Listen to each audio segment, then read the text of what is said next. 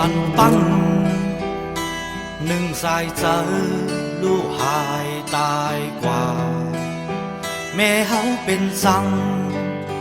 ปอเฮาเป็นหือเข้าห้องเจิงหือจึงอ่ำตรงหนึ่งเสียงให้อ่อนยิ่งเสียงห้องอ่อนใจขอคมมองเธอ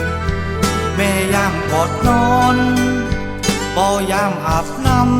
ำลมเจ็บลู่ตายในเกสายตา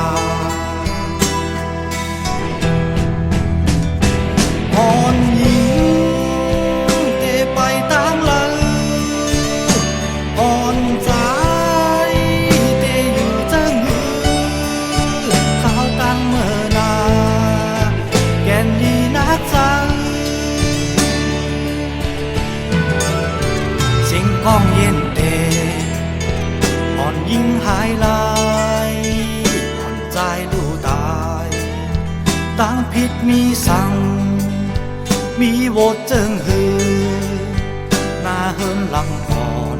ทบยาเพเคน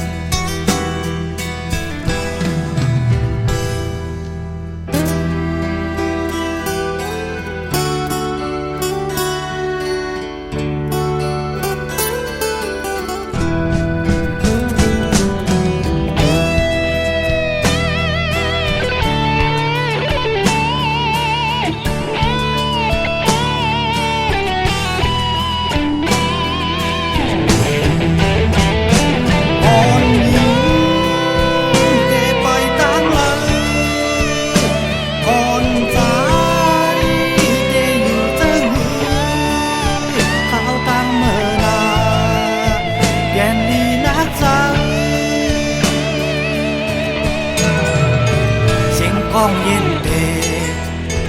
อ่อนยิ่งหายลายอ่อนใจลู่ตายตั้งผิดมีสั่งมีโวดเจิงหือหน้าเฮินหลังอ่อนทบยาเพเคนตั้งผิดมีสั่งมีโวดเจิงหือหน้าเฮินหลังอ่อนทบยาเพเคนตั้งผิดมีสั่ง